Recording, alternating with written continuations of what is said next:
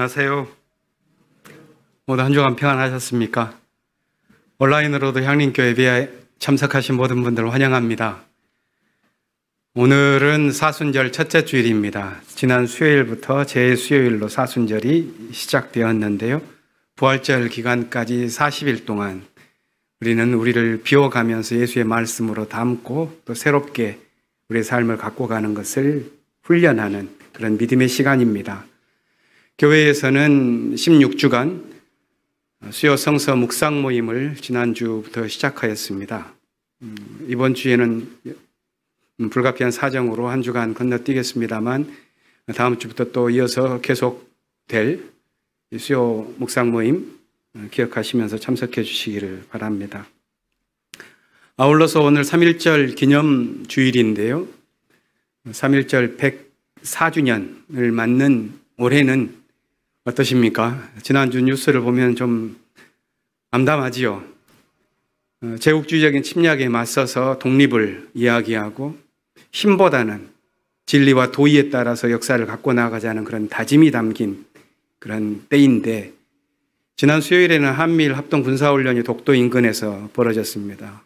공교롭게도 그날은 일본이 독도를 다케시마의 날로 정한 날이었고, 또 거기에 사용했었던 지도 역시도 동해가 아닌 일본해로 기록되어 있는 것을 두고 공식적인 합동 훈련이 벌어진 것입니다.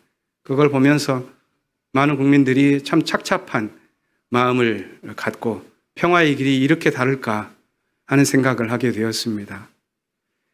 이런 문제의식들이 우리 사회 전반에 깔려 있는데, 비록 작은 몸짓이지만 한 방울의 물방울을 보태 큰 강물을 만든다는 심정으로 평화의 물줄기를 우리가 흘려보내야겠습니다.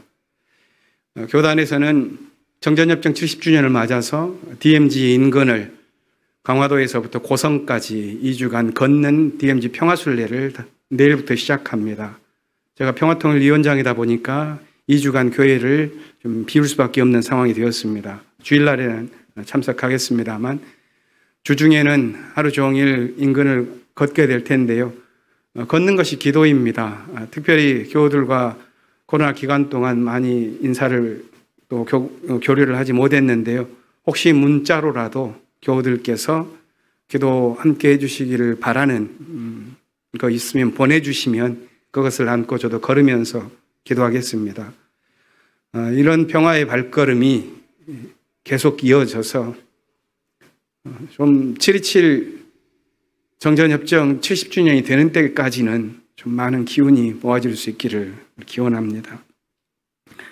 오늘은 교회 예배 배치 좌석 공간이 좀 바뀌었죠. 성가대가 파주에서 수련회를 하다 보니까 1년에 한 번 갖는 성가대 수련회인데요. 그러다 보니까 좌석 배치가 좀 바뀌었습니다. 찬양은 예양에서 수고해 주시겠습니다. 또 성가대 반주도 임다운님께서 진행해 주시겠습니다. 좀 변화된 환경이지만 사순절 첫 주일 새로운 마음가짐으로 주님께서 우리에게 믿음을 부어주시기를 바라면서 다 함께 침묵으로 기도하겠습니다. 침묵의 시간, 주님의 생명과 정의와 평화의 말씀이 우리 마음속에 내려앉기를 빕니다.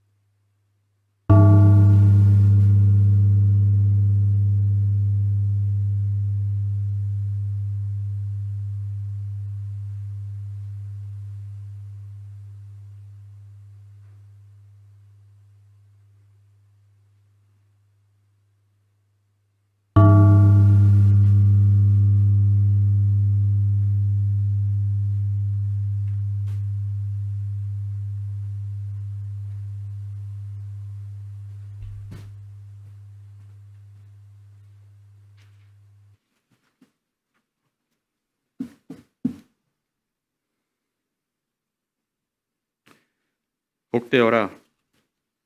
거룩한 죄 용서받고 허물을 벗은 그 사람. 주님께서 죄 없는 자로 여겨주시는 그 사람. 마음에 속임수가 없는 그 사람, 그는 복되고 복되다. 내가 입을 다물고 죄를 고백하지 않았을 때에는 온종일 끊임없는 신음으로 내 뼈가 녹아내렸습니다. 주님께서 밤낮 손으로 나를 짓누르셨기에 나의 혀가 여름 가물에 풀 마르듯 말라버렸습니다. 드디어 나는 내 죄를 주님께 아뢰며 내 잘못을 덮어두지 않고 털어놓았습니다. 내가 주님께 거역한 나의 죄를 고백합니다 하였더니 주님께서는 나의 죄악을 기꺼이 용서하셨습니다. 경건한 사람이 고난을 받을 때 모두 주님께 기도하게 해 주십시오. 고난이 홍수처럼 밀어닥쳐도 그에게는 미치지 못할 것입니다. 주님은 나의 피난처, 나를 재난에서 지켜주실 분. 주님께서 나를 보호하시니 나는 소리 높여 주님의 구원을 노래하렵니다. 주님께서 말씀하신다. 네가 가야 할 길을 내가 너에게 지시하고 가르쳐주마.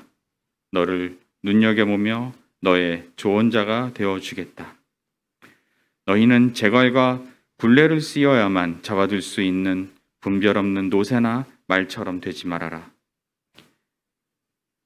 악한 자에게는 고통이 많으나 주님을 의지하는 사람에게는 한결같은 사랑이 넘친다. 의인들아, 너희는 주님을 생각하며 즐거워하고 기뻐하여라. 정직한 사람들아, 너희는 다 함께 기뻐 환호하여라. 아멘.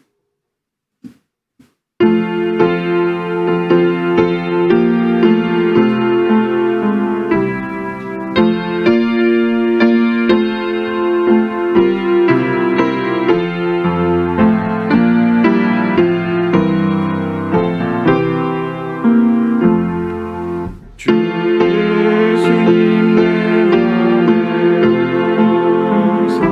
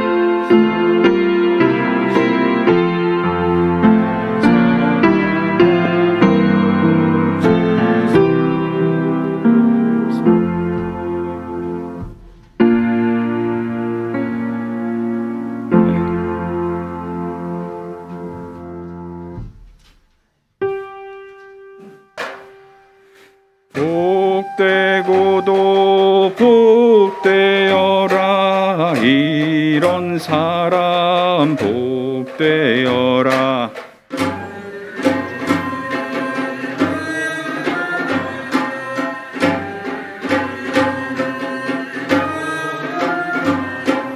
주께 죄를 고백했네. 숨김없이 아뢰었네.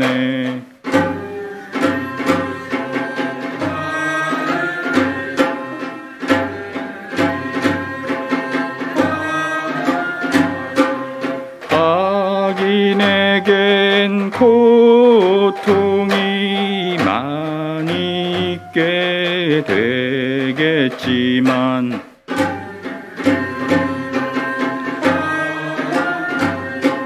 사랑 속에 쌓인다네.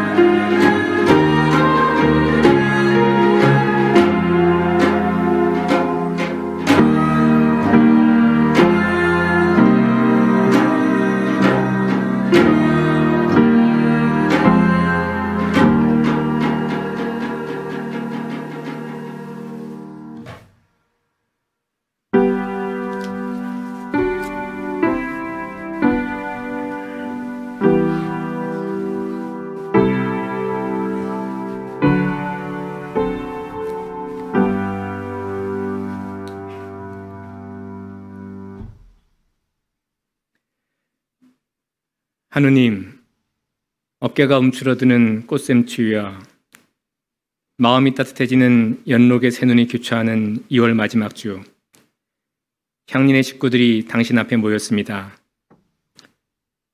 기도하며 공생애를 준비하시던 광야의 예수와 공생애의 마지막 고뇌와 고난의 십자가의 예수를 몸과 마음으로 되새기는 사순절의 첫 주, 마음과 뜻과 정성을 모아 예배를 드립니다. 기쁘게 받아 주옵소서. 요즘은 하루하루 살아가는 것이 쉽지 않습니다. 그래도 이만큼 발전했다고 자부했던 민주주의와 한반도의 평화가 몇 달 만에 무너져 내리는 상황을 속절없이 바라봅니다. 작년 합계 출산율 0.78명, 이 한 몸 건사해 나가기도 힘든 청년들의 현실뿐 아니라 미래에 대한 불안을 반영한 숫자이기에 더욱 아픕니다. 높은 물가와 금리로 자영업자와 임금생활자, 개인과 가계의 경제 생활도 팍팍합니다. 어디에서 희망을 찾을 수 있을지 막막합니다. 주님, 우리를 불쌍히 여겨 주옵소서. 힘없고 보잘것없는 이들을 통해 세상을 이끌어 가신 하느님, 1980년대 총칼로 나라를 짓밟았던 군사 독재에서 이제는 법의 탈을 쓴 검찰 독재가 이루어지고 있습니다. 주요 공직을 검사들이 차지하더니 간첩을 양산하고 노동자를 진압하며 법의 이름으로 국민을 겁박합니다. 나라 일을 농단합니다. 다시 찾아온 어둠과 광기의 시대에 향림교회가 빛과 소금, 시대의 위로가 되는 따뜻하고 넓은 품이 되기를 간구합니다. 먼저 우리가 교회 안에서 서로 돌보며 위로가 되고 더 나아가 고난당하는 이들의 이웃이 되길 기도합니다. 기후위기로 고난당하는 자연에게도 향기로운 이웃이 되기를 바랍니다. 우리 자신이 상처받은 치유자가 되어 평신도 목회의 주체가 될 수 있기를 간절히 기도합니다. 약자들의 하느님, 대우해양조선의 하청 노동자, 화물연대 같은 특수고용 노동자, 배달 노동자 등 플랫폼 노동자, 많은 불안정 노동자들의 노동 3권을 보장하기 위한 노란봉투법이 2월 21일 국회 환경노동위원회를 통과했습니다. 2003년 1월 두산 중공업 노동자 배달호 열사가 파업에 대한 보복으로 회사에 67억 원이나 되는 손해배상 소송과 가압류 때문에 6개월째 월급을 받지 못하다가 분신하여 세상을 떠난 지 꼭 20년 만의 일입니다. 헌법에 명시된 노동 3권에 불법의 딱지를 붙이고 노동자 개인에 대해 거액의 손해배상 소송을 걸어서 노동자의 기본권인 단결권, 단체교섭권, 단체 행동권을 봉쇄하는 이 야만의 시대가 이번 노란봉투법 개정을 통해 끝나기를 원합니다. 향림교회를 세우신 하느님, 올해는 교회 창립 70주년의 해입니다. 1953년 일군의 30대 청년들이 한국 전쟁에 지친 이 땅에 향기로운 이웃이 되고자 세웠던 그 향린이 70년이나 됐습니다. 수많은 어려움 속에서도 인도해 주신 당신께 감사드립니다. 향린이 그 어려움들을 뚫고 여기까지 왔지만 지금이 가장 어려운 시기인 것 같습니다. 창립 70주년 기념 사업을 통해 작은 믿음 다시 모아 새롭게 태어나는 향린이 되고 세대와 생각의 차이를 넘어 주님의 넓은 품에 하나가 되는 계기가 될 수 있기를 간구합니다. 준비하는 손길에도 함께하여 주옵소서. 2021년 6월 마지막 날 여기에서 몇 걸음 떨어져 있지 않은 명동의 예배당에서 수요 예배를 끝으로 광야 생활을 시작한 지도 벌써 1년하고도 8달이 됐습니다. 예배당을 완성하기 위해 끝까지 애쓰는 건축위원회와 교우들이 지치지 않도록 지혜와 용기를 주옵시고 광화문 시대를 새롭게 열고자 노력하는 미래선교연구위원회 교우들 활동에도 함께 하옵소서. 위로의 하느님, 수십 년을 교회에서 함께 신앙생활을 해온 연로하신 선배 교우들의 손을 따뜻하게 잡을 수 있어 감사합니다. 선배 교우들의 연로하신 몸과 마음, 믿음을 지켜 주옵소서. 향린의 현재와 미래의 주인인 청년들과 함께 예배드릴 수 있어 감사합니다. 향린 청년들의 현재와 미래를 보살펴 주옵소서. 온라인, 오프라인으로 오늘 이 예배 함께하는 모든 이들이 예배의 순서를 통해 하늘에서 내리는 은혜와 위로를 체험하고 당신의 길을 다시 힘을 내어 따라가겠노라 결단하는 시간이 되게 하옵소서. 이제 우리의 입을 닫고 귀를 엽니다. 말씀하옵소서.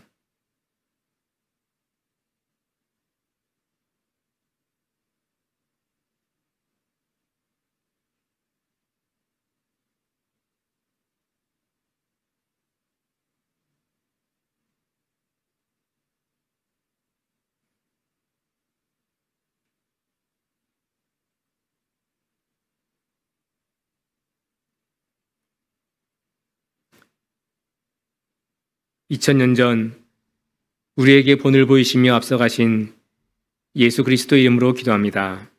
아멘.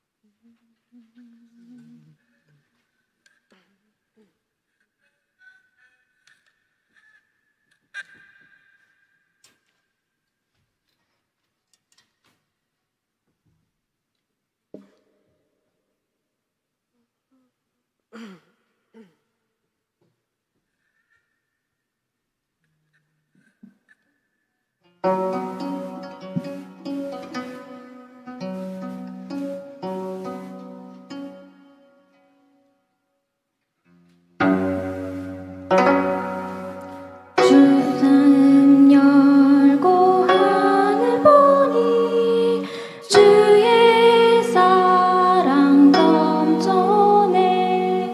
하늘에도 주의 사랑, 땅에도 주의 사랑, 산거든 내 마음에도 주의 사랑 꽃피네.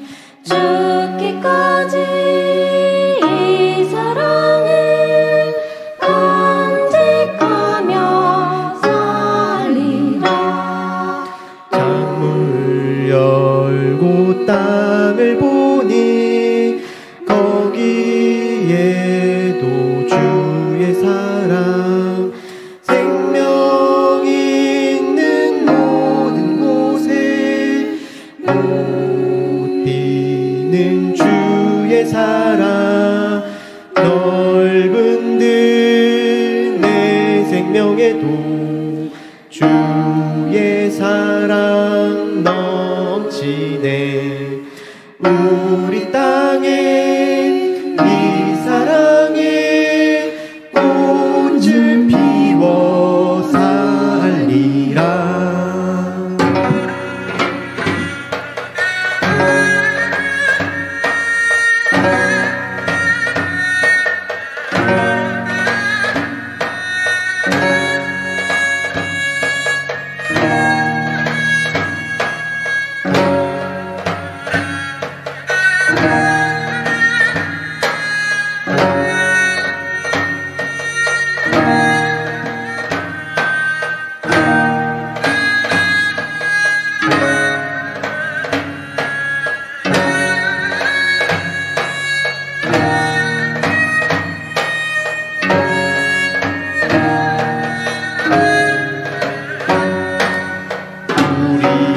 우리만을 밝혀주는 주의 사랑 더욱 밝아. 바다에도 주의 사랑, 들에도 주의 사랑, 어둡던 내 영혼에도 주의 사랑 꽃피네. 영원토록 이 사랑을 넓혀가며 살리라. 죽기까지 이 사랑을 간직하며 살리라.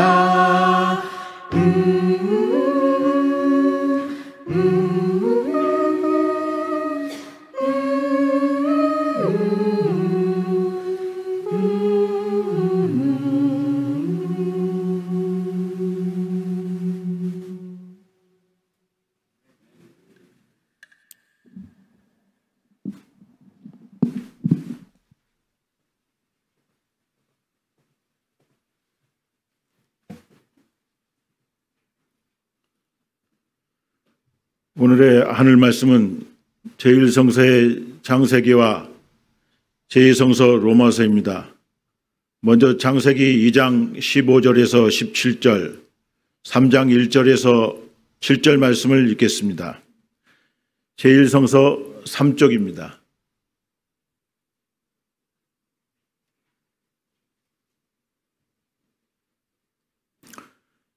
주 하나님이 사람을 데려다가 에덴 동산에 두시고 그것을 맡아서 돌보게 하셨다. 주 하나님이 사람에게 명하셨다. 동산에 있는 모든 나무의 열매는 내가 먹고 싶은 대로 먹어라. 그러나 선과 악을 알게 하는 나무의 열매만은 먹어서는 안 된다. 그것을 먹는 날에는 너는 반드시 죽는다. 뱀은 주 하나님이 만드신 모든 들짐승 가운데서 가장 간교하였다. 뱀이 여자에게 물었다. 하나님이 정말로 너희에게 동산 안에 있는 모든 나무의 열매를 먹지 말라고 하셨느냐? 여자가 뱀에게 대답하였다. 우리는 동산 안에 있는 나무의 열매를 먹을 수 있다. 그러나 하나님은 동산 가운데 있는 나무의 열매는 먹지도 말고 만지지도 말라고 하셨다. 어기면 우리가 죽는다고 하셨다. 뱀이 여자에게 말하였다. 너희는 절대로 죽지 않는다. 하나님은 너희가 그 나무 열매를 먹으면 너희의 눈이 밝아지고 하나님처럼 되어서 선과 악을 알게 된다는 것을 아시고 그렇게 말씀하신 것이다. 여자가 그 나무의 열매를 보니 먹음직도 하고 보암직도 하였다. 그뿐만 아니라 사람을 슬기롭게 할 만큼 탐스럽기도 한 나무였다. 여자가 그 열매를 따서 먹고 함께 있는 남편에게도 주니 그도 그것을 먹었다. 그러자 두 사람의 눈이 밝아져서 자기들이 벗은 몸인 것을 알고 무화과 나무 잎으로 치마를 엮어서 몸을 가렸다. 그러므로 한 사람으로 말미암아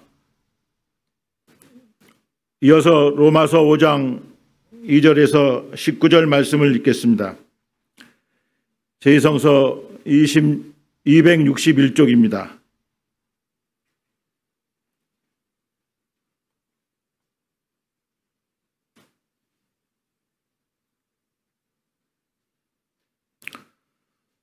그러므로 한 사람으로 말미암아 죄가 세상에 들어왔고 또 그 죄를 말미암아 죽음이 들어온 것 같이 모든 사람이 죄를 지었기 때문에 죽음이 모든 사람에게 이르게 되었습니다.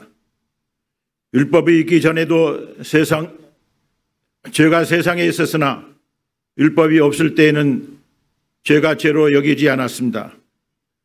그러나 아담 시대로부터 모세에 이르기까지는 아담의 범죄와 같은 죄를 짓지 않는 사람들까지도 죽음의 지배를 받았습니다. 아담은 장차 오실 분의 모형이었습니다. 그러나 하나님께서 은혜를 베푸실 때 생긴 일은 아담 한 사람이 범죄하였을 때 생긴 일과 같지 않습니다. 한 사람의 범죄로 많은 사람이 죽었으나 하나님의 은혜와 예수 그리스도의 한 사람의 은혜로 말미암아 문 선물은 많은 사람에게 더욱더 넘쳐나게 되었습니다. 또한 하나님께서 주시는 선물은 한 사람의 범죄의 결과와 같지 않습니다. 한 범죄에서는 심판이 뒤따라와서 유죄 판결이 내려졌습니다마는 많은 범죄에서는 은혜가 뒤따라와서 무죄 선언이 내려졌습니다.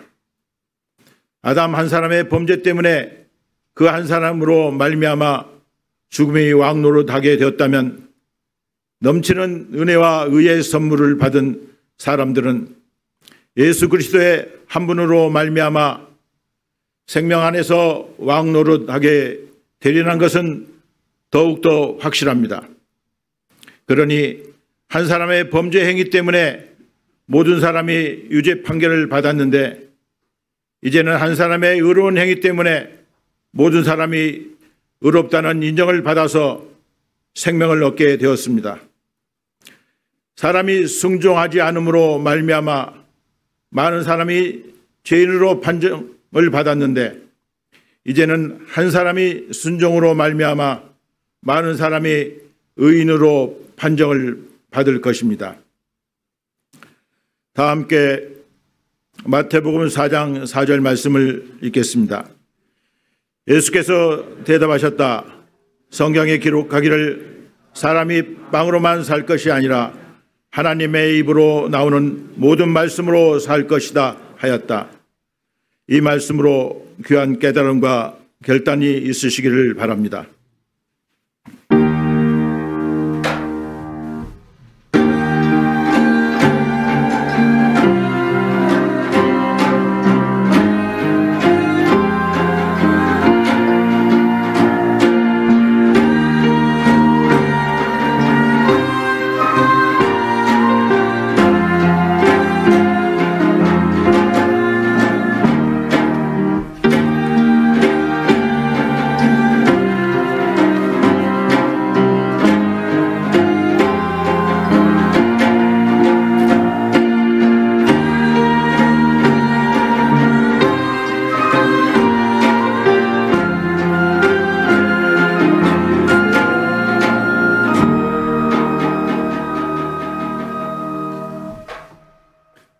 오늘 주신 복음서의 말씀은 마태복음서 4장 1절부터 11절 말씀입니다.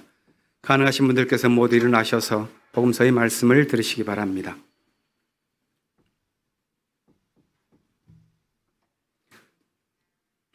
그 즈음에 예수께서 성령에 이끌려 광야로 가셔서 악마에게 시험을 받으셨다. 예수께서 밤낮 40일을 금식하시니 시장하셨다. 그런데 시험하는 자가 와서 예수께 말하였다.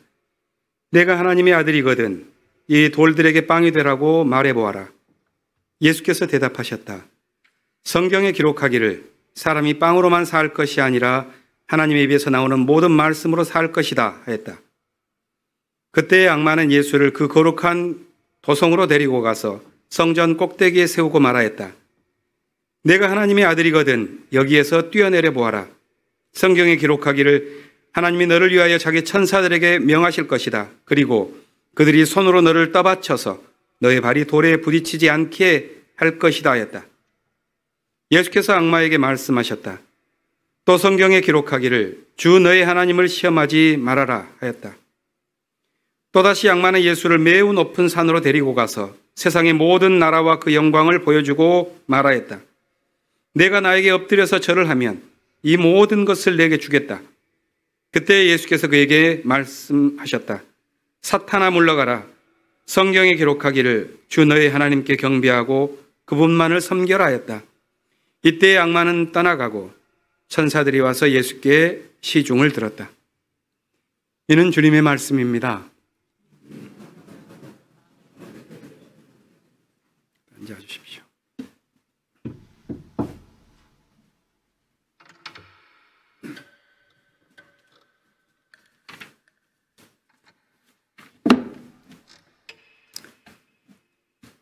사순절은 부활절 전까지 그리스도의 고난을 묵상하며 우리를 성찰하는 시간입니다. 성서에서 사순을 의미하는 40일은 자기를 비워내고 거듭나는 시간을 의미합니다.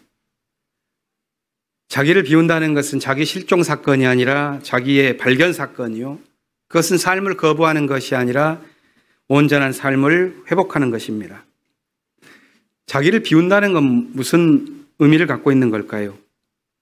함석헌 선생님의 스승이셨던 유영모 선생님은 이렇게 표현한 적이 있습니다. 욕망으로 얼룩진 마음이 더러운 마음이라면 그 더러움이라는 것은 덜 없다라고 표현합니다. 다 없어지지 않고 덜 없는 상태. 그래서 불교에서 말하는 탐진치, 탐욕과 분노와 어리석음이라고 하는 인생의 삼독, 거기에 젖은 삶을 가리켜서 덜 비워진 더러운 마음, 이렇게 말했습니다. 우리를 온전히 비워서 다 비우는 것, 그것을 우리는 꿈꾸지만 사실 그렇게 자기를 비우고 깨끗한 마음을 갖는 것은 참 어려운 필생의 과제입니다. 기독교에서 말하는 자기 비움이라는 것은 세상을 초탈한 절대 공의 심리 상태를 의미하는 것은 아니라고 생각합니다. 오히려 거룩한 영으로 우리의 마음을 씻어내는 것입니다. 그리고 거기에 다시 하나님의 말씀을 세우는 것입니다. 성령께서 우리의 그 얼룩진 마음을 씻어주실 때, 그래서 당신의 거룩한 영으로 우리를 채워주실 때 우리는 하나님의 말씀을 온전히 깨닫고 그 길을 따라 살아갈 수가 있습니다. 이번 사순절은 그 예수의 길을 따라 사는 발걸음을 두 개의 걸음으로 상징해 보았습니다. 하나는 녹색 발걸음, 다른 하나는 평화의 발걸음입니다. 우리 교회가 속해 있는 교단 한국기독교 장로회는 사회선교를 담당하는 두 개의 운동본부가 있습니다. 2003년에 만들어진 평화공동체 운동본부, 2005년에 만들어진 생태공동체 운동본부. 이것을 통하여 지속적으로 교단의 사회선교를 진척시켜 갑니다. 저희 교회에서 저는 평화공동체 운동본부에서 활동을 하고 김지용 목사님은 생태공동체 운동본부에서 운동하면서 우리 교단과 연결하는 작업들을 하고 있습니다. 이 운동본부에서 각각 이 사순절에 걸어갈 발걸음을 제안한 것이지요. 생태공동체 운동본부에서는 기후위기를 맞으면서 탄소 금식을 해내는 녹색 발자국을 찍어가자. 평화공동체 운동본부에서는 정전협정 70주년을 맞으면서 우리가 평화의 길을 걸어가자.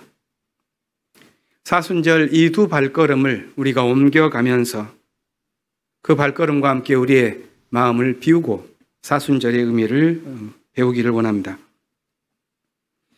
오늘 창세기 본문은 신라곤에 관한 이야기죠. 이 이야기는 인간의 자유와 유혹에 관한 성서의 신화입니다. 문자 그대로의 진실이라기보다는 삶의 통찰을 주는 이야기죠. 성서의 신화는 역사의 사건으로 본다면 허구입니다. 그러나 우리 현실에 비추어 보면 늘 일어나고 있는 사건이라고 할 수 있습니다. 이야기는 이렇습니다. 하나님이 아담, 사람이란 뜻입니다. 사람을 빚어 만드시고 그가 에덴 동산에서 행복하게 살게 했습니다. 그 행복한 삶에는 한 가지 조건이 있었습니다. 동산 중앙에 있는 선과 악을 알게 하는 나무의 열매는 결코 따먹어서는 안 되는 것입니다. 여기에서는 많은 상상력을 불러일으킵니다. 그것을 해석하는 방식도 여러 가지입니다. 아무튼 하나님께서는 그 중앙에 있는 선악과를 따먹은 날에는 반드시 죽게 될 것이라고 경고했습니다. 그런데 뱀이 나타나서 유혹하죠. 그거 아니다. 너는 그 열매를 따먹어도 절대 죽지 않는다. 너희가 그 열매를 따먹으면 너희 눈이 밝아지고 하나님처럼 될까 봐서 하나님이 못 먹게 한 것이다. 이렇게 유혹한 것입니다. 금지된 열매를 따먹고 선악과를 따먹으면 눈이 밝아져서 하나님처럼 된다는 것. 유발 하라리의 말대로 한다면 호모 사피엔스에서 호모 데우스로 업그레이드가 되는 것이죠. 바로 과일 하나에. 결국 아담과 하와는 이 뱀의 말을 따라 열매를 먹게 되었습니다. 그런데 먹고 죽지 않게 되었으니 뱀의 말이 옳았습니다. 그렇다고 호모 데우스가 된 것도 아니니 뱀이 거짓말을 했다고도 할 수가 있겠습니다. 이 이야기는 여러 가지 상상력을 불러일으킵니다. 하지만 그 가운데 종교적인 오늘 사순절의 교훈과 결부시키는 것을 고르면 이렇습니다. 선악과를 따먹고도 죽지 않았으니까 먹으면 반드시 죽는다고 말했었던 하나님의 이 말씀은 육체적인 생사에 관한 문제라기보다는 영적인 문제와 관련된 것이라고 생각해 볼 수가 있겠습니다. 성서에서 말하는 죽음이라는 것은 하나님과의 관계가 단절되는 것입니다. 그래서 이 죽어가는 세계, 먼저 하나님과 관계가 단절되고 아담과 하와의 관계가 멀어지고 그리고 그 다음에는 점차 형제 간에, 이웃 간에, 종족 간에, 타민족과 함께 대결이 격화되는 방식으로 인류 전체가 빠져들었다는 것이 이어지는 창세기의 이야기입니다. 이 이야기는 하나님께서 창조했었던 당시에 두고 질렀었던 탄성, 보기에 좋다. 더 이상 이 목소리는 뱀의 유혹에 빠진 세계에서는 들리지 않았다는 말이 되겠습니다. 이 신라곤의 경험을 우리는 현실에서 하게 됩니다. 인간의 현실은 신라곤의 삶에서 다시 하나님과 함께 갈 수 있는 구원의 길을 꿈꿉니다. 이 성서 신화 같은 이야기가 오늘 마태복음서 4장에도 나오죠. 예수의 광야 시험 이야기는 모든 사람이 참된 길을 걷기 위해서 겪어야 할 통과 의례에 관한 내용입니다. 이것은 뱀의 유혹 사건과 비슷한 주제인데 그 방향은 다릅니다. 첫 번째 인간 아담은 뱀의 유혹에 굴복해서 악의 세계로 빠져들어갔지만 예수는 그것을 이겨내고 다른 구원의 길들을 열어간다는 이야기죠. 공간복음서 모두에 나오는 이야기이기 때문에 이것은 초대교회가 자신의 삶 속에서 매우 중요하게 생각했었던 이야기라고 봅니다. 예수의 광야 시험이 그가 하나님의 아들로서 거쳐야 했던 과제라면 또한 그 시험은 하나님의 자녀로 살고자 하는 모든 사람이 겪어야 하는 문제이기도 합니다. 예수가 겪은 시험은 세 가지입니다. 돌로 빵을 만들라는 것, 성전 꼭대기에서 뛰어내리라는 것, 모든 것을 줄 테니 악마에게 절을 하라는 것. 그것을 통해서 얻을 수 있는 것이 우리의 삶 속에서 중요하다고 판단되는 것이기 때문에 그걸 피하기는 어렵습니다. 또한 광야에서 일어나는 이러한 삶의 유혹은 그것과 같이 빈번하게 일어납니다. 마태복음이 기록한 한 가지 특이한 점은 이 광야 시험이 일어난 시간에 관한 마태의 기술입니다. 마태는 이 시험이 성령에 이끌려서 예수가 광야로 가서 이루어진 것으로 묘사했습니다. 하나님은 당신의 아들을 광야로 이끌어서 그를 시험합니다. 그것은 하나님의 아들로서 살아가기 위한 시험일 것입니다. 예수가 겪은 이 시험은 우리가 오해하지 않아야 할 것은 유혹에 빠진 흐리멍덩한 시간에 이루어진 것이 아니라 성령이 인도한 깨어난 시간에 일어나는 것입니다. 우리 마음속에 거룩한 영이 없다면 우리의 삶은 광야일 수는 있어도 거기에서 우리는 시험을 느끼지 못합니다. 악마의 유혹에는 늘 빠질지라도 그것을 통과해야 하는 삶의 과제는 생겨나지 않습니다. 그렇기 때문에 마태는 성령께서 그를 광야로 이끌었다고 말을 합니다. 예수께서 당한 첫 번째 유혹은 돌로 빵을 만드는 일입니다. 이것은 예수에게만 해당되는 것이 아닙니다. 인류가 살아오는 동안 줄곧 겪었던 문제입니다.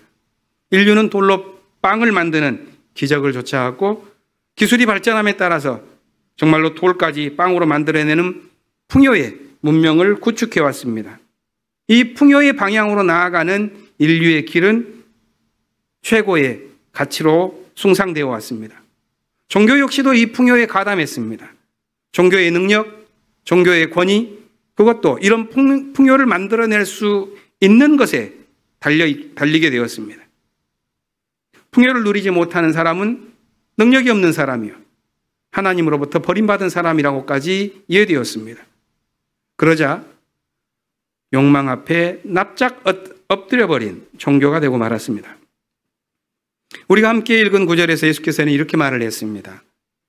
사람이 빵으로만 살 것이 아니라 하나님의 입에서 나오는 모든 말씀으로 산다. 이것은 밥을 먹지 않고도 살 수 있는 신의 아들이기 때문에 한 말씀은 아닐 것입니다. 비록 광야에서 40일을 굶었다 할지라도 이 광야의 시간에 추구해야 할 것은 빵이 아니라 하나님의 말씀이라고 그는 본 것입니다. 예수께서는 이 시험을 광야에서 마치시고 또한 이어지는 산상설교에서 비슷한 교훈을 제자들에게 풀어서 말씀해 주셨습니다. 우리가 잘 알고 있는 내용입니다. 오늘 있다가 내일 아궁이에 들어갈 들풀도 하나님께서 이와 같이 입히시거든 하물며 너희들을 입히시지 않겠느냐. 믿음이 적은 사람들아, 그러므로 무엇을 먹을까, 무엇을 마실까, 무엇을 입을까 하고 염려하지 말아라. 이 모든 것은 모두 이방 사람들이 구하는 것이요 너희의 하늘 아버지께서는 이 모든 것이 너희에게 필요하다는 것을 아신다. 너희는 먼저 하나님의 나라와 그의 의를 구하여라. 그리하면 이 모든 것을 너희에게 더하실 것이다. 두 번째 유혹은 성전 꼭대기로 데리고 올라가 거기서 뛰어내리라는 것이었습니다. 그것이야말로 하나님의 아들이 보여줄 수 있는 최고의 스펙타클이라는 것입니다. 이 유혹은 복음서에서 한 번에 끝나지 않습니다.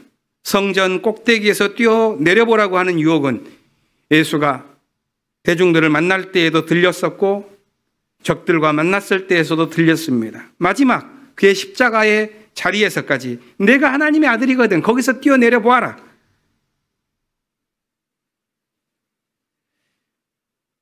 예수의 이 유혹은 우리 모든 삶 속에서 들려오는 유혹입니다. 세 번째 유혹은 자신에게 절을 하면 모든 것을 얻을 것이라는 악마의 말입니다. 모든 것을 통제할 수 있고 모든 것을 가능하게 할 수 있는 그런 지배력에 관한 이 유혹은 아주 강렬합니다. 인류는 이 유혹에 시달려 왔습니다. 그런데 이 유혹이 광야에서 주어졌다는 것이 의미심장합니다. 광야란 고통이 직접적인 현실이 된 곳입니다. 눈앞에는 어른거리는 죽음이 있고 그렇기 때문에 더욱 생명을 갈망하게 되는 것입니다. 그렇기 때문에 성서는 하나님을 만날 수 있는 자리는 이 광야라고 보았습니다.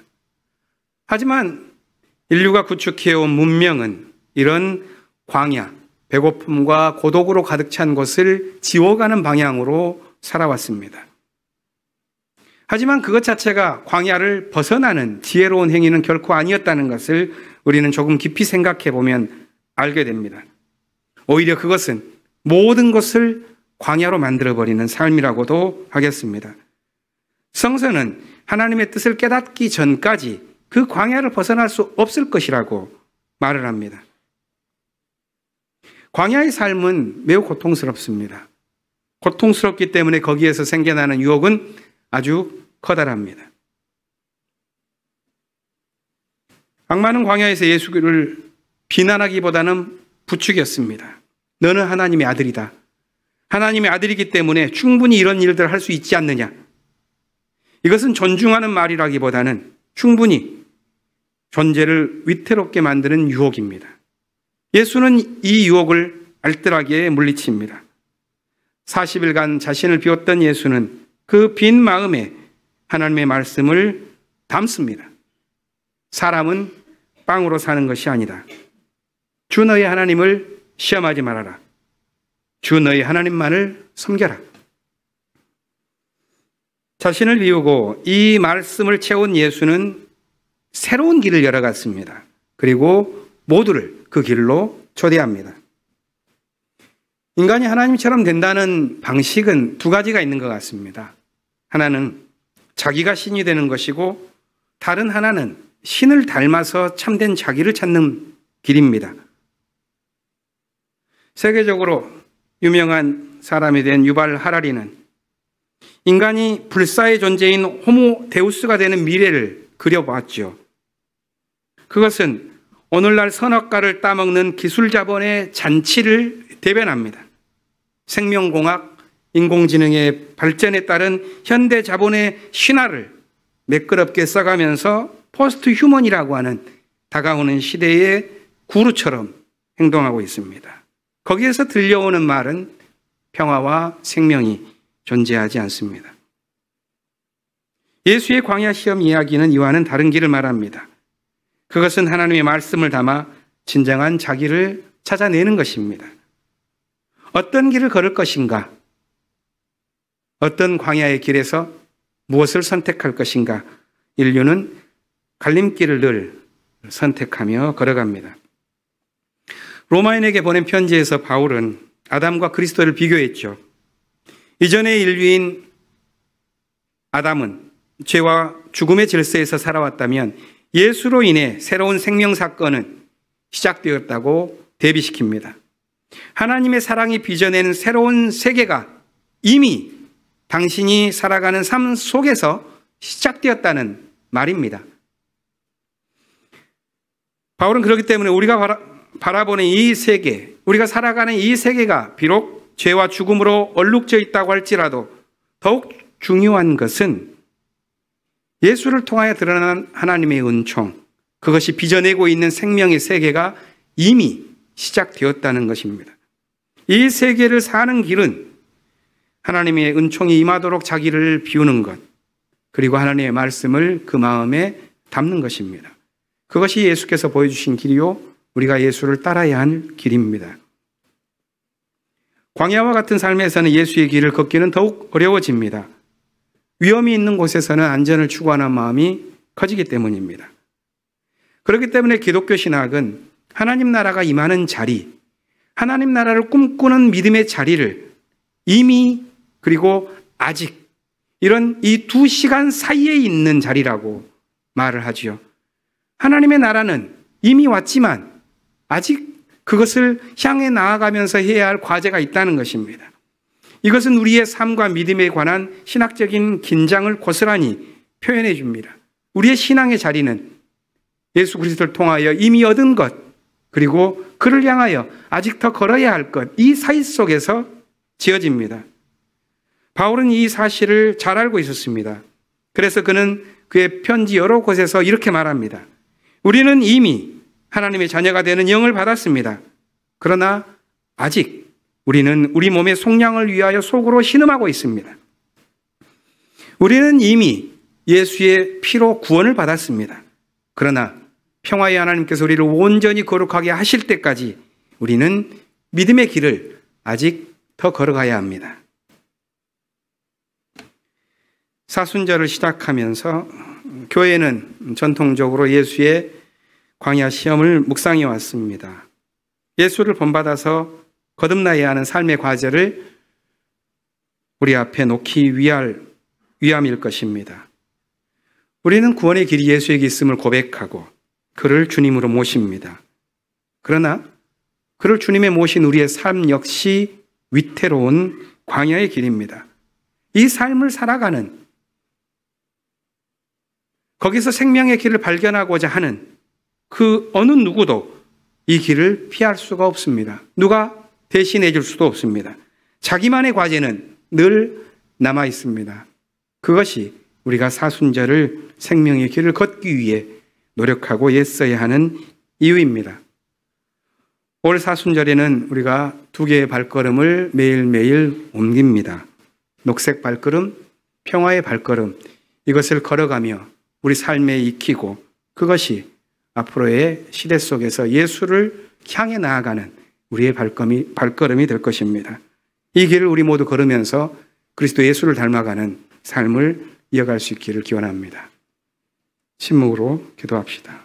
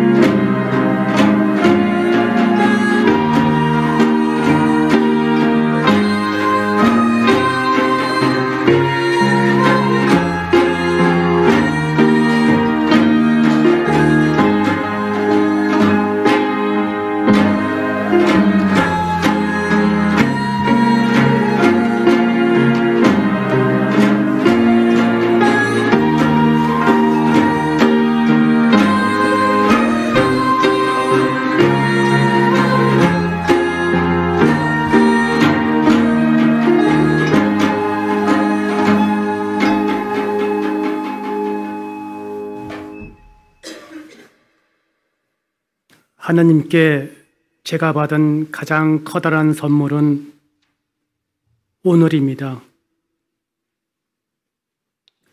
오늘 받은 선물 가운데서도 가장 아름다운 것은 여기입니다. 오늘 그리고 여기에서 뛰고 있는 심장 박동으로 세계를 만나기 때문입니다. 자연이 우리에게 준 가장 커다란 선물은 봄입니다. 그 선물 중에서 가장 찬란한 것은 시린 겨울에 마주선 봄입니다. 그 봄은 우리에게 두근거림과 따사로움을 주기 때문입니다. 오늘 성서를 통해 얻은 선물은 한 사람의 의로움으로 인하여 새 생명을 얻었다는 증언입니다. 겹겹이 쌓인 제약 속에서 그것을 뚫고 벗어나려는 몸짓으로 모든 사람이 의롭다는 인정을 받았습니다. 무엇보다도 값진 것은 이 선물이 많은 사람에게 더욱더 넘쳐날 수 있다는 것입니다. 제가 할 수 있는 가장 커다란 선물은 감사입니다. 그 감사 한가운데 생명을 살리는 빛이 비추어졌으면 좋겠습니다. 그래야만 먼지처럼 강야에 가볍게 흩날리지 않기 때문입니다. 이 세상에 우리에게 값진 선물로 오신 예수님 이름으로 기도합니다.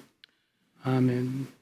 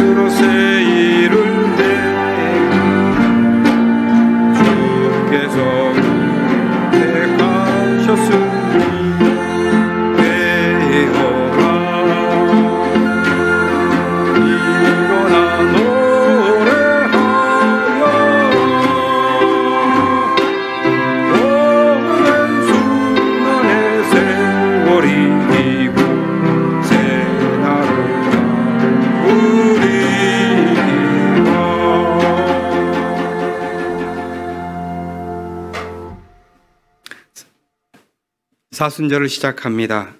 우리를 비우고 하나님의 말씀을 담는 은총의 시간을 살아갑시다. 예수께서는 광야 시험을 거치며 하나님의 말씀을 담았습니다. 사람이 빵으로만 살 것이 아니라 하나님의 입에서 나오는 모든 말씀으로 살 것이다. 주 너의 하나님을 시험하지 말아라. 하나님을 경배하고 그분만을 섬겨라.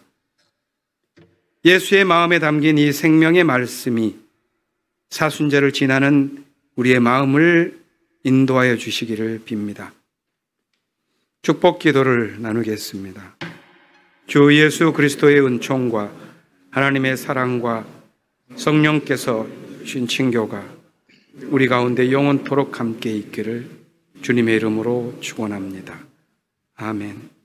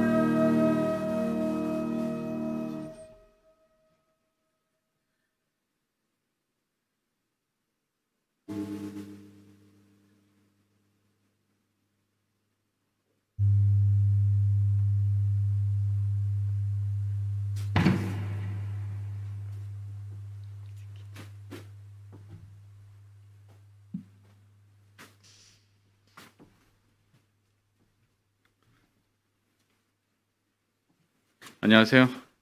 안녕하세요. 예, 2월 22일부터 4월 8일까지가 이제 사순절입니다. 공동관심사 나눔에 앞서서 오늘 교회에 방문하신 분 환영하는 시간을 갖도록 하겠습니다.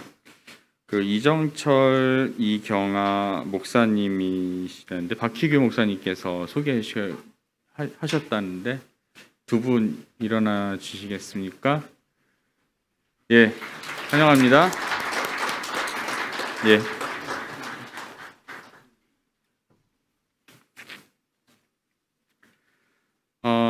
목사님께서 여러 번 소개하신 것 같이 그 두 개의 발자국을 옮기려고 합니다. 그래서 기후위기 시대를 성찰하는 녹색 발자국, 정전협정 70주년의 의미를 생각하는 평화 발자국 해서 매일같이 묵상 자료도 계속 공유가 되고 있으니까 참조하시면 고맙겠습니다.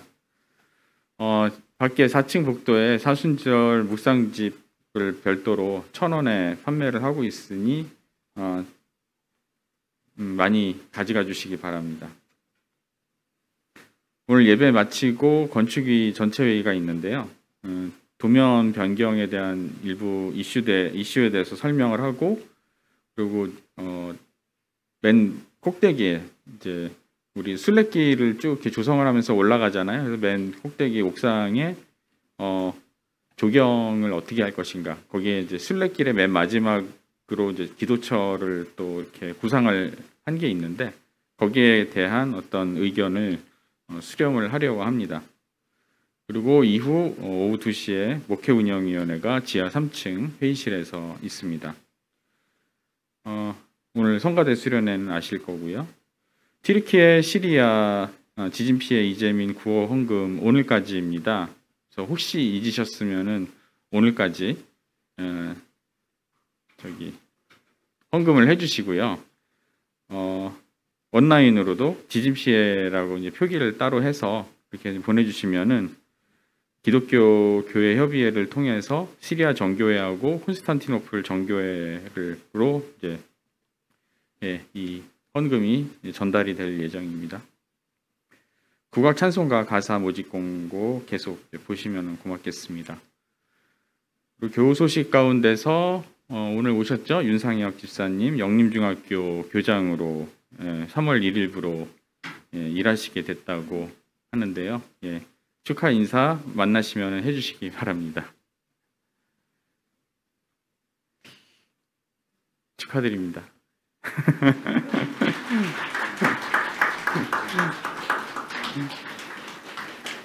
그리고 정재영 집사님께서 오늘 코이카 프로젝트 봉사단으로 출국을 하십니다. 1년간 페루에서 봉사하실 예정이라는 점 아시고요. 미래선교연구위원회 34번째 회의가 화요일 오후 8시 반에 온라인으로 있습니다. 그리고 3월 1일 수요일 오후 8시에는 교회 상징 및 로고팀이 온라인으로 모인다고 합니다. 그리고 3월 3일 장학위원회가 또 온라인으로 있습니다. 오후 8시에 있는데 상반기 장학금 신청이 그 기간이 2월 28일로 연장이 됐습니다. 신청자가 한 분밖에 없으셨어요. 그래가지고 조금 더 기간을 이렇게 연장을 하니까 미처 신청하지 못하신 분은 신청 부탁드리고요. 또 장학헌금의 교우 여러분들도 또 많은 참여를 부탁드리겠습니다. 3월 5일에 임시공동의회가 있습니다. 이미 이제 공지가 됐죠. 김하나 전도사 섬돌향림교회 소속이신데 그분을 섬돌향림교회가 미조직 교회다 보니까 당회 구성이 안 돼 있어요. 그래서 이런 이제 행정적인 부분을 우리 향림교회에서 또 지원을 해주기로 한 부분이 있습니다. 그래서 우리 향림교회가 대신 이제 부목사 청빙을 하고 하는 어떤 절차를 밟아서 이분이 이제 목사 안수를 받고 하는 어떤 여러 과정을 원활하게 하는 것을 목적으로 하고 있습니다. 그리고 장로 선출을 위한 1차 투표가 같은 날 3월 5일에 있을 텐데요. 이번에는 여성 장로만 2분 선출을 하는 것을 목표로 하고 있습니다. 뭐 1차 투표에서 되면 모르겠는데 안 된다라는 것을 가정을 해서 그 2주 후 또 3월 19일에 2차 그 관련된 투표를 위한 공동의회가 열리겠죠, 아마도. 그리고 세 번째 안건이 교회 상징 및 로고에 관한 건, 좀 전에 말씀드렸던 3월 1일 날 회의가 있지 않습니까? 관련된 겁니다. 그래서 세 가지가 의결이 될 예정입니다. 그리고 그날 공동회의 마치고 오후 2시에 사순절 특강 첫 번째 국가폭력과 우리의 십자가 평화를 위하여 고난받는 이들과 함께라는 주제로 하는 사순절 특강 첫 번째 지금 이 자리에서 낙산교회 정대일 전도사님을 모시고 진행을 하도록 하겠습니다. 선교부 신학공부 모임이 계속되고 있는데요. 얼마 전부터 죽은 신의 인문학이라는 책을 읽기 시작을 했습니다. 그래서 내일 모인다고 하네요. 온라인으로. 관심이 있으신 분들은 선교부에 이제 문의를 하시면 될 것 같습니다. 그리고 수요 성서 묵상 모임이 있는데 지난주부터 이제 시작을 했죠. 사순절 시작을 하면서 다음 주 3월 1일은 건너뛰고요. 3월 8일에 오후 7시 30분 내자동 사무실에서 있습니다. 그리고 사순절 특강 두 번째 국가폭력과 우리의 십자가 해서 앞에는 그 평화를 위하여죠. 이번에는 사회적 참사로 고난받는 이들과 함께라는 주제로 3월 12일에 오후 2시에 있습니다.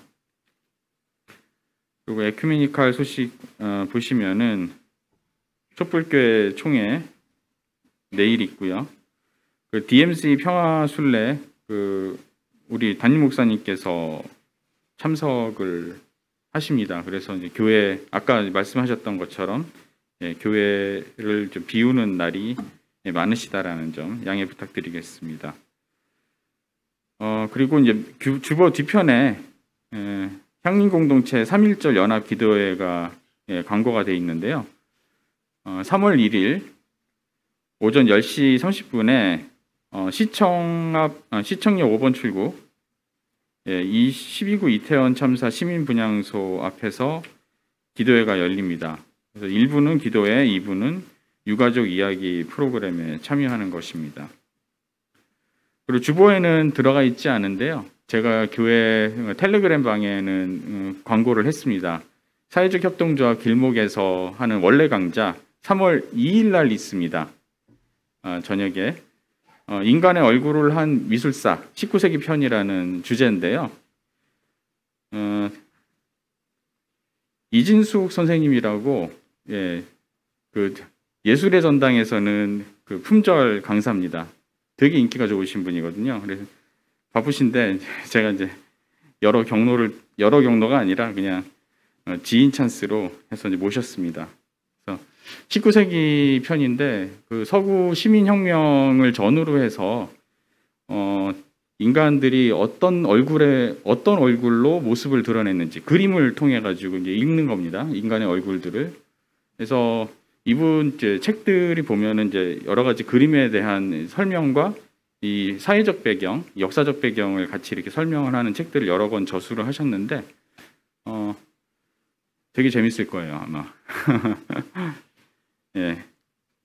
그래서 그림 속에서 등장하는 여러 그 명화들이 좀 있는데 그 그림들 속에서 우리가 이제 그때 당시에 어떤 시민들의 얼굴, 민중들의 그 모습 그걸 보는 시간을 갖도록 하겠습니다. 이상 공동감신사 나눔을 마치고요. 향인 교인 생활신천 다짐음으로 마무리하도록 하겠습니다. 자, 우리는 신앙의 유산을 이어나가는 것이 하나님의 뜻이라 믿으며 어린이 청소년들과 교회 미래를 위해 교회 교육이 매우 중요함을 인식하고 교육 재정 확보, 교사 봉사, 학부모 활동 등을 통해 교회 교육을 지원한다. 예배 마칩니다. 평안하게 돌아가십시오. 고맙습니다.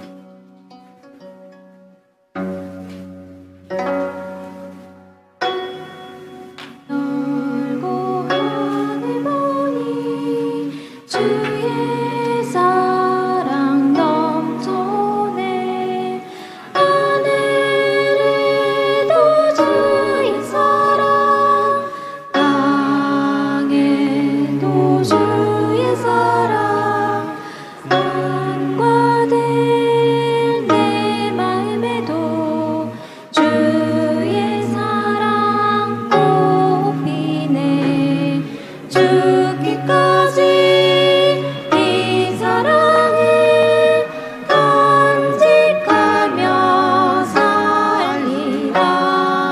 땅을 열고 땅을 보니 거기에도 주의 사랑 생명 있는 모든 곳에 꽃 피는 주의 사랑 넓은 들내 생명에도 주의 사랑 넘치네 우리 땅에 이 사랑의 꽃을 피워 살리라.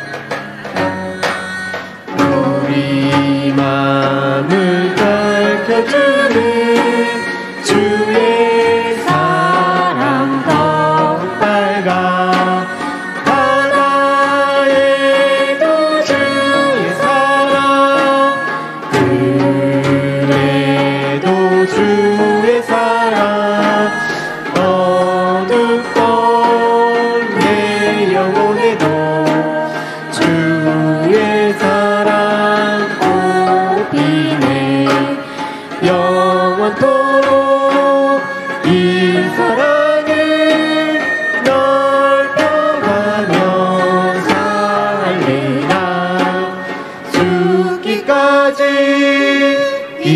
사람은 간직하며 살리라.